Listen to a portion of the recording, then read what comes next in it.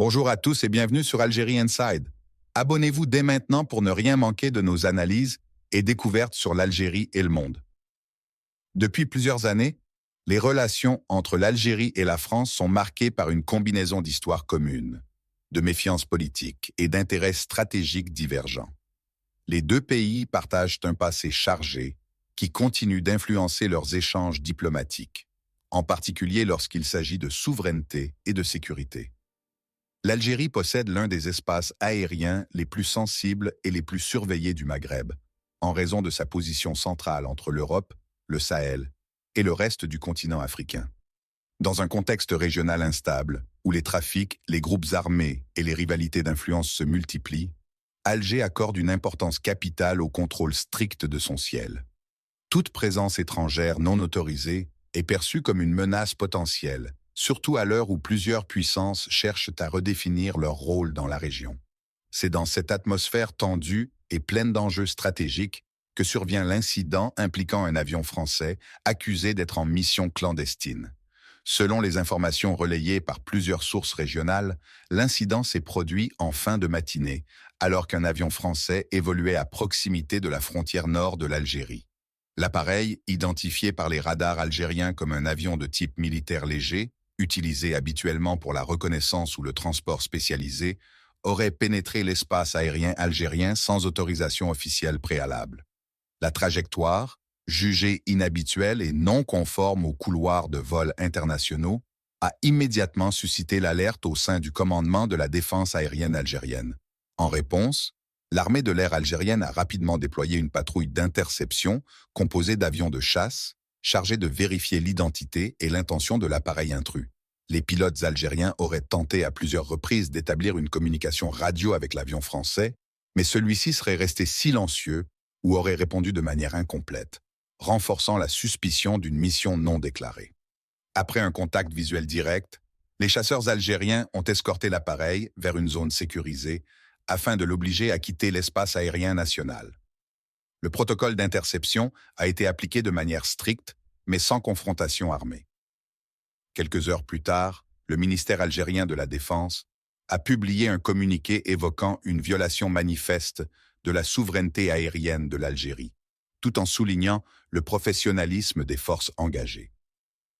Cette réaction officielle, mesurée mais ferme, marque le point de départ d'un épisode qui va rapidement prendre une dimension diplomatique. Pour les autorités algériennes, plusieurs éléments ont immédiatement fait penser à une mission clandestine. D'abord, dans le langage militaire, une opération clandestine désigne une action menée sans autorisation, de manière discrète et souvent sans communication officielle. Dans ce cas précis, le premier indice provient du survol non déclaré de l'espace aérien algérien. Aucun plan de vol n'avait été déposé auprès des autorités aéronautiques, ce qui constitue déjà une violation importante des procédures internationales. Ensuite, la trajectoire de l'appareil a attiré l'attention. L'avion français aurait modifié plusieurs fois sa route initiale, adoptant un couloir de vol non conventionnel et incompatible avec les itinéraires civils ou humanitaires. Ce changement imprévu, combiné à l'absence de justification technique, a renforcé l'hypothèse d'une intention dissimulée. Un autre élément crucial est l'absence de communication radio claire. Les pilotes algériens auraient tenté à plusieurs reprises de contacter l'appareil, mais les réponses obtenues étaient soit trop tardives, soit trop vagues, soit totalement inexistantes. Cette attitude est contraire aux usages militaires normaux et peut être interprétée comme une tentative d'échapper à la détection. Enfin, le contexte régional joue un rôle clé. Depuis la fin officielle de l'opération Barkhane et la réduction de la présence militaire française dans le Sahel, Paris a multiplié les vols de reconnaissance, de soutien logistique et de surveillance. L'Algérie, de son côté, surveille avec une attention extrême tout mouvement aérien lié aux opérations françaises, craignant des activités secrètes ou non coordonnées dans la zone sahélienne. Ainsi, l'ensemble de ces signaux, manque d'autorisation, trajectoire suspecte, silence radio et contexte stratégique, a conduit Alger à qualifier la mission de clandestine. La réaction officielle de l'Algérie ne s'est pas fait attendre. Quelques heures après l'incident, le ministère de la Défense nationale a publié un communiqué détaillé affirmant qu'un avion étranger avait violé de manière flagrante l'espace aérien national. Le texte insiste sur le caractère illégal du survol et souligne que l'appareil français a été immédiatement pris en charge par les unités de défense aérienne qui ont agi avec professionnalisme et sang-froid. Le ton employé dans ce communiqué est ferme, sans pour autant basculer dans la provocation. Alger a clairement choisi une posture d'autorité, rappelant que la souveraineté de son territoire, et particulièrement de son espace aérien, constitue une ligne rouge non négociable. Les autorités ont également souligné que les protocoles d'interception avaient été respectés, preuve que l'armée algérienne dispose d'une chaîne de commandement réactive et pleinement opérationnelle. Du côté diplomatique, le gouvernement a adopté un ton plus mesuré. Le ministère des Affaires étrangères a indiqué qu'une note verbale serait adressée à Paris pour demander des explications officielles et exiger que de tels incidents ne se reproduisent plus. Cette approche vise à éviter l'escalade, tout en montrant que l'Algérie ne tolérera aucune entorse à ces règles. Dans la communication interne, l'incident a été présenté comme une démonstration de vigilance et de compétence des forces armées. À travers cet épisode, Alger a voulu envoyer un double message à sa population qu'elle est protégée par une armée moderne et efficace, à la communauté internationale, que l'Algérie est un acteur souverain, vigilant et déterminé dans la défense de son territoire. La réaction française à cet incident a été nettement plus discrète que celle de l'Algérie. Dans un premier temps, aucune déclaration officielle n'a été faite, laissant place à un silence interprété par certains analystes comme une stratégie visant à éviter d'alimenter la tension. Ce mutisme a surpris, car Paris communique généralement rapidement lorsqu'un appareil militaire est impliqué dans un incident international. Lorsque quelques sources françaises ont fini par s'exprimer, les explications sont restées très techniques. Elles évoquent la possibilité d'un problème de navigation ou d'une erreur de communication radio, insinuant que l'incursion aurait pu être accidentelle plutôt que volontaire. Toutefois, ces justifications n'ont pas suffi à dissiper les doutes, car elles ne répondaient pas clairement aux accusations algériennes. Du côté des médias français, les interprétations ont été variées. Certains journaux ont minimisé l'événement, le présentant comme un simple incident aéronautique. D'autres, au contraire, ont laissé entendre qu'il pourrait s'agir d'une mission de reconnaissance liée aux opérations résiduelles dans le Sahel. Cette divergence entre le discours médiatique et le silence diplomatique a créé une zone grise qui a renforcé les spéculations.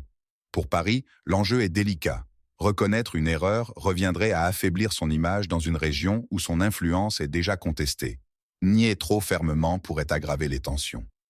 La France semble donc opter pour une communication contrôlée, évitant toute frontalité avec Alger tout en cherchant à préserver ses intérêts stratégiques en Afrique. Cet incident aérien s'inscrit dans un contexte géopolitique régional particulièrement sensible, marqué par une compétition croissante pour l'influence au Maghreb et au Sahel. D'un côté, la France cherche à maintenir sa présence stratégique en Afrique du Nord et de l'Ouest, malgré un recul notable de son influence militaire avec la fin de l'opération Barkhane et l'expulsion progressive de ses forces de plusieurs pays sahéliens. De l'autre, l'Algérie renforce sa position comme puissance régionale incontournable, profitant de son rôle grandissant dans les dossiers sécuritaires et énergétiques. L'espace aérien maghrébin occupe une place essentielle dans cette lutte d'influence. Il constitue un couloir stratégique reliant l'Europe, la Méditerranée et l'Afrique subsaharienne. Pour l'Algérie, le contrôle strict de ce territoire n'est pas seulement une question de souveraineté, c'est un élément de sa politique de sécurité nationale. Toute intrusion non autorisée, surtout d'un appareil lié à une ancienne puissance coloniale, revêt donc une dimension politique particulièrement sensible. Par ailleurs, la recomposition sécuritaire du Sahel accentue les tensions. L'Algérie, qui partage une longue frontière avec le Mali et le Niger, joue un rôle clé dans la stabilité de la région. Les Français, quant à eux, cherchent à maintenir une capacité d'observation et d'intervention même après la réduction de leur présence militaire au sol. Cette divergence d'approche crée un terrain favorable aux malentendus ou aux actions perçues comme intrusives. L'incident reflète également la montée en puissance diplomatique d'Alger.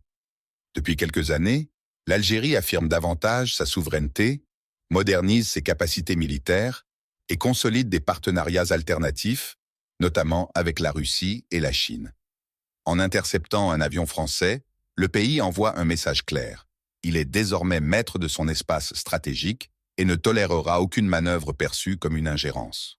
Ainsi, bien au-delà d'un simple survol non autorisé, cet épisode symbolise les tensions profondes qui redessinent aujourd'hui les rapports de force au Maghreb et au Sahel. L'incident entre l'armée algérienne et l'avion français risque de laisser des traces durables dans les relations déjà fragilisées entre les deux pays. Sur le plan diplomatique, cet épisode pourrait provoquer une nouvelle phase de tension. L'Algérie, attachée à la défense de sa souveraineté, pourrait exiger des garanties supplémentaires avant d'autoriser tout survol ou coopération aérienne. De son côté, la France devra choisir entre reconnaître implicitement une faute ou maintenir une posture de déni contrôlé au risque d'accentuer la méfiance. Cette situation pourrait également remettre en question certains aspects de la coopération sécuritaire. Depuis plusieurs années, Alger et Paris collaborent ponctuellement dans des domaines comme la lutte contre le terrorisme ou le contrôle des frontières. Cependant, un incident impliquant un appareil militaire non autorisé peut pousser l'Algérie à durcir ses conditions, voire à limiter davantage les interactions militaires, surtout dans la zone sahélienne où leurs intérêts divergent de plus en plus. Sur le plan économique, les relations pourraient aussi être affectées. Même si l'Algérie et la France restent des partenaires importants, un climat diplomatique crispé peut ralentir les projets en cours, compliquer les négociations ou retarder certaines initiatives communes. Les grands dossiers, comme l'énergie ou les infrastructures, pourraient en souffrir indirectement. Enfin, cet épisode pourrait contribuer à un refroidissement durable des relations bilatérales. Depuis quelques années, les deux pays avancent déjà sur un terrain instable, oscillant entre rapprochements symboliques et disputes récurrentes. Cet incident aérien pourrait renforcer les positions nationalistes en Algérie, tout en alimentant, en France, un discours critique sur la perte d'influence dans la région. Au final, l'équilibre déjà fragile risque d'être encore plus difficile à restaurer. L'interception d'un avion français par l'armée algérienne n'est pas un simple incident technique.